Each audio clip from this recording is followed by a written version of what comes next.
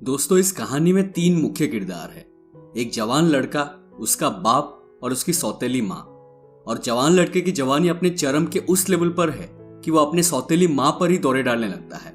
और इस हरकत की वजह से उस लड़के का क्या अंजाम होता है, आइए जानते हैं। इस फिल्म का नाम है द सेकेंड वाइफ।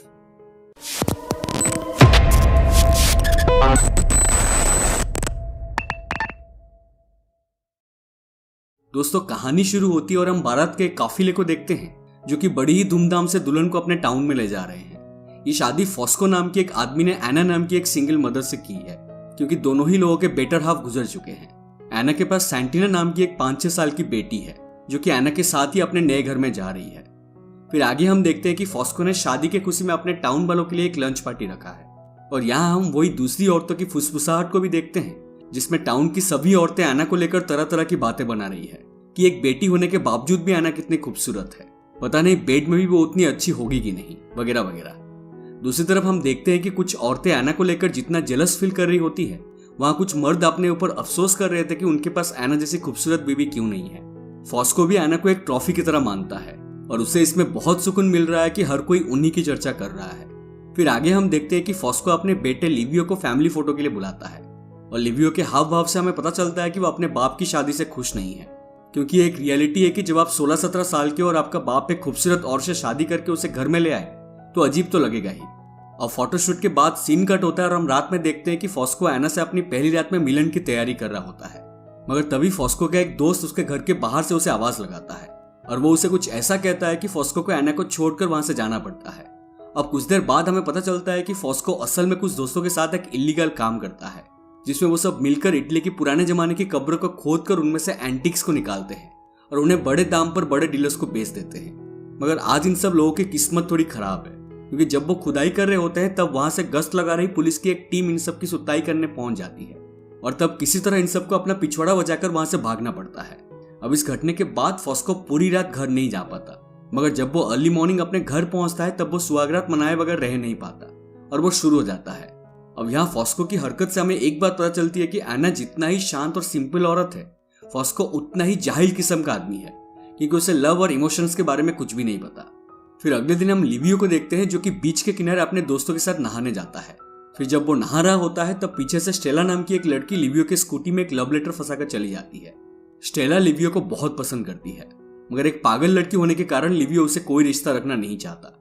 इसलिए जब लिवियो के दोस्त उसे ये बात बताकर हंस रहे होते हैं कि आज भी स्टेला ने उसके लिए लव लेटर छोड़ा है, तो लिवियो इरिटेट हो जाता है और लव लेटर को फाड़ कर फेंक देता है। आगे हम देखते हैं कि फॉस्को एना के साथ हनीमून मनाने के लिए पेरिस गया हुआ है और यहाँ टाउन में बस उन्हीं के चर्चे चल रहे हैं। शाम के दौरान जब सारे आदमी हंसी मजाक करने के लिए इकट्ठा होते हैं तब वो सारे लोग बस यही बात कर रहे होते हैं कि फॉस्को हनीमून पर रात से सुबह तक बस बिस्तर गर्म कर रहा होगा और शायद वो दोपहर में भी ओवर टाइम कर रहा होगा। कुछ दूर पर मौजूद लिवियो भी ये सब बातें सुन रहा होता है और उसे लगता है कि अब उसका परिवार टाउन में बस एक मजाक बनकर रह गया है। फिर सीन कट होता है और आगे हम देखते हैं कि फॉस्को और एना हनीमून मनाकर लौट आते हैं और यहाँ फॉस्को नोटिस करता है कि उसकी बहन फर्नांडा और एना की बेटी सैंटिना उन्हें वेलकम करने के लिए मौजूद है, मगर उसका बेटा लिवियो उन दोनों के वेलकम के लिए नहीं आया। फिर एना को ड्रॉप करने के बाद फॉस्को लिवियो के पास जाता है और उसे पूछता है कि तुम हमारे वेलकम के लिए क्यों नहीं आए। तब लिवियो कहता है कि मुझे पता है कि आज आप सब आने वाले हो। तब फॉस्को पुरानी बातों को इग्नोर करते हुए लिवियो को एक गिफ्ट देता है जो वो उसके लिए पेरिस से लाया था, मगर यहाँ फॉस्को ने बस पुरानी बातों को इग्नोर किया है, उसे भूला नहीं है। अगले दिन हम देखते हैं कि जब लिवियो फिशिंग कर रहा होता है तब फॉस्को किसी को भेजकर उसे बुलवाता है। फिर उसके आने के बाद वो उसे एक टास्क देता है कि वो ट्रक में ट्रेड के सामान लोड करने में उसकी मदद करे। अब लिवियो एक एक करके सामान को उठाता है और उसे फॉस्को को पकड़ाता है। फिर जब सारा सामान ट्रक पर लोड हो जाता है तब फॉस्को कहता है कि अब इसे वापस उतारो। लिवियो गुस्से में पूछता है कि ऐसा क्यों करना है, तो फॉस्को कहता है कि तुमने सामान को सही से लोड नहीं करवाया, तुम्हें सबसे पहले बड़े सामान को देना था, उसके बाद छोटे सामान को, ताकि उन्हें सही से अरेंज करके रखा जा सके। लिवियो कहता है कि ये तो तुम पहले बता सकते थे, तो क्यों नहीं बताया। तब फॉस्को कहता है कि अब बता रहा हूं ना, चलो इसे दोबारा करो। फॉस्को इस सारी हरकत अपने सभी पड़ोसियों के सामने करता है जहां एना भी मौजूद होती है और इसी कारण लिवियो को शर्मिंदगी भी फील होती है। फॉस्को ये सब इसीलिए कर रहा है ताकि वो लिवियो को हार्श कंडीशन भी अपने आप को कंट्रोल करने के लिए तैयार कर सके, क्योंकि उसका मानना है कि लिवियो अभी बहुत सेंसिटिव है और वो अपने से कम उम्रों के लड़कों के साथ घूमता है और इसीलिए उसकी सोच बड़े लोगों की तरह ग्रो नहीं हो पाया है। अभी सीन कट होता है और रात में हम देखते हैं कि फॉस्को और एना बेडरूम में है। यहाँ एना फॉस्को से कहती है कि तुम्हें लिवियो से थोड़ा नरमी से पेश आना चाहिए, वो बड़ा हो चुका है। तब फॉस्को कहता है कि उसे मेरी डांट की आदत है और वो मेरी बातों को ज्यादा देर तक याद भी नहीं रखेगा और सब कुछ भूल जाएगा। फिर आना कहती है कि तुम्हें तो समझाना मुश्किल है, और इस बात पर फॉस्को रिप्लाई करता है कि लिवियो की वकालत करना बंद करो क्योंकि तुम उसकी माँ नहीं हो। फॉस्को ऐसा इसीलिए कहता है क्योंकि एना लिवियो की स्टेप मॉम है और उसे आए हुए कुछ ही दिन हुआ है। इसलिए फॉस्को नहीं चाहता है कि वो लिवियो और उसके बीच के मैटर में दखल दे। इस छोटी सी बातचीत के बाद फॉस्को एना के साथ इंटीमेट होने की तैयारी करने लगता है क्योंकि वो 3-4 दिन के लिए टाउन से दूर पैकेज की डिलीवरी करने जाने वाला है। अब यहाँ सीन कट होता है और आगे हम देखते हैं कि लिविया अपनी सौतेली बहन सैंटिना को मिकी माउस की कहानी पढ़ाकर सुना रहा होता है और तभी वहां आना आ जाती है। एना सैंटिना को अपने कमरे में जाकर सोने के लिए कहती है, मगर सैंटिना सोने के लिए मना कर देती है क्योंकि अब लिविया और सैंटिना के बीच एक बॉन्डिंग बन चुकी है और उसे अपने भाई के साथ टाइम स्पेंड करने में मजा आ रहा है। ये देखकर एना भी खुश होती है कि अब दोनों लोगों के बीच सौतेला जैसा कुछ नहीं रहा। फिर आगे हम देखते हैं कि फॉस्को सामान की डिलीवरी करके घर वापस आता है। फिर वो शाम को एना के साथ एक म्यूजिक शो देखने जाता है।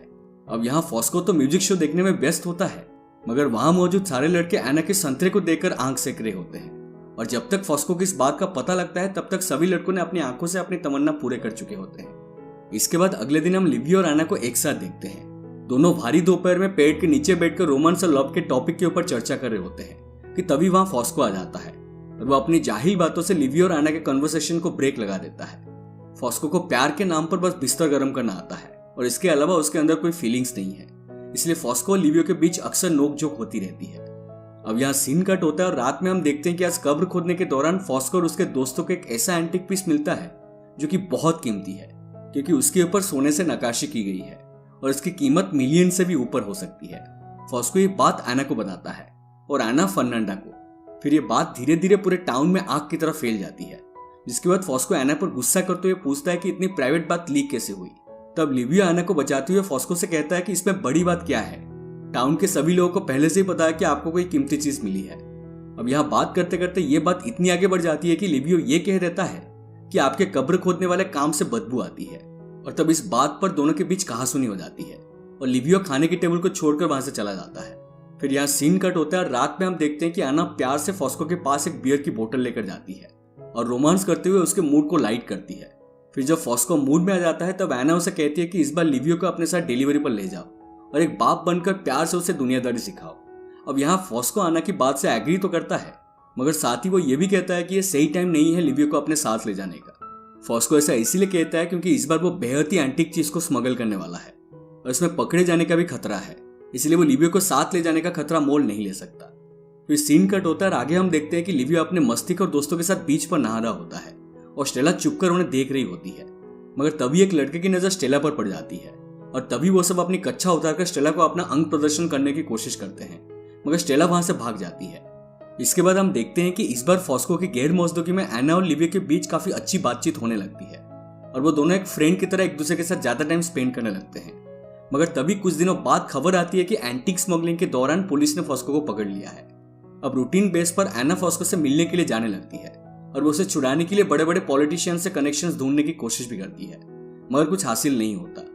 इतना कुछ करने के बाद भी फॉस्को का एटीट्यूड जाहिलों जैसा ही रहता है और वो बेमतलब का कई बार एना पर भी गुस्सा हो जाता है, इसलिए एना का दिल टूट जाता है। इसके बाद हम देखते हैं कि एक दिन लिवियो किचन के सिंक के पास खड़ा होकर अपनी आंख धो रहा होता है और तभी एना वहां आती है और पूछती है कि क्या हुआ आंख में। लिवियो बताता है कि उसकी आंख में कुछ चला गया है। तब एना लिवियो के पास जाकर उसकी आंख से कचरा निकालने लगती है और इस आंख की सफाई के दौरान एना लिवियो के इतना करीब आ जाती है कि लिवियो के मन में लड्डू फूटने लगते हैं और वो एना को किस कर लेता है। अब क्योंकि एना भी कई दिनों से प्यार के लिए तरस रही होती है, इसलिए वो भी लिवियो को किस करना शुरू कर देती है, मगर कुछ सेकंड्स के बाद एना को यह एहसास हो जाता है कि ये गलत है। फिर वो अपने आप को काबू करते हुए वहां से चली जाती है, मगर अब लिवियो को एना की खूबसूरती का स्वाद लग चुका है, इसलिए वो एना के आगे पीछे मंडराना शुरू कर देता है ताकि वो उसके साथ एक और मौका बना सके। मगर अब एना समझ चुकी है कि ये सब गलत है क्योंकि लिवियो उसका सौतेला बेटा है।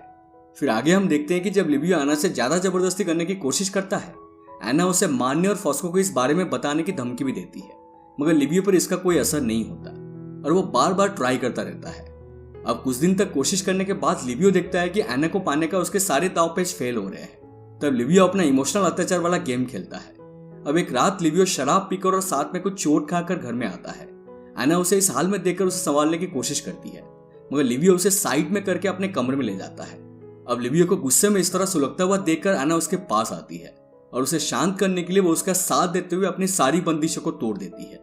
दरअसल किस वाले दिन ही एना भी अपने जवान सौतेला बेटा को चाहने लगी थी, मगर सौतेला रिलेशन के चलते वो अपनी बाउंड्री को मेंटेन कर रही थी। मगर आज उसका अपने ऊपर से कंट्रोल छूट जाता है और वो सब कुछ कर लेती है जो वो बहुत दिन से करना चाहती थी।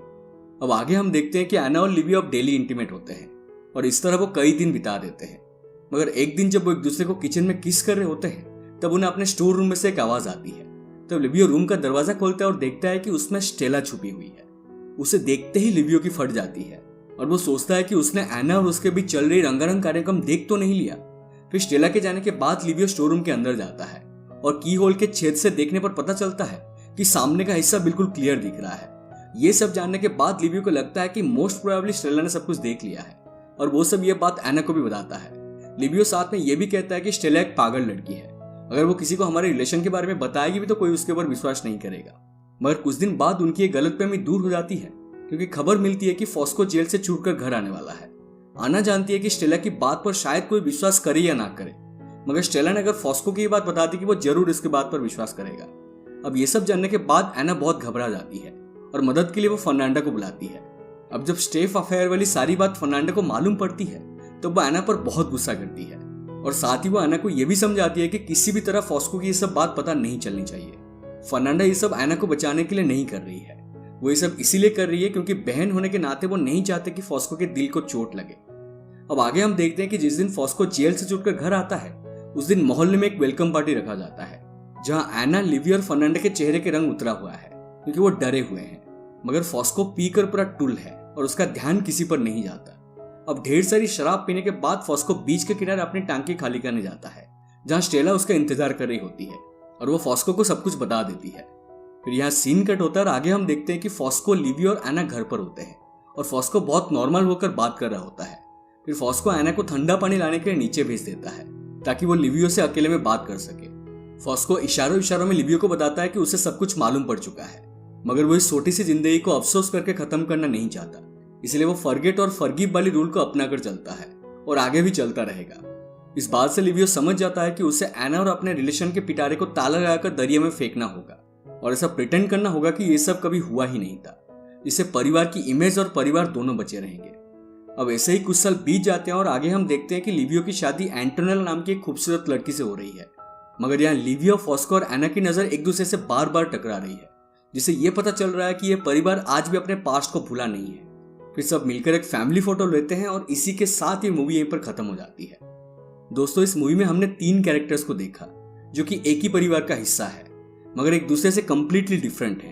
एक तरफ फॉस्को है जो कि काफी जाहिल और डोमिनेंट है और उसकी दूसरी ओर लिवियो है जो कि थोड़ा शांत, सेंसिटिव और रोमांटिक है। तीसरी तरफ एना वो औरत है जो कि चाहती तो लिवियो को है मगर संसार के कायदे कानून के चलते उसका फॉस्को के साथ ही रहना ठीक है, वरना उसे स्टेप सन के रिलेशन के चलते बड़े कॉन्सिक्वेंसेस झेलने पड़ सकते हैं। दोस्तों, उम्मीद करता हूं कि आपको ये एक्सप्लेनेशन पसंद आई हो।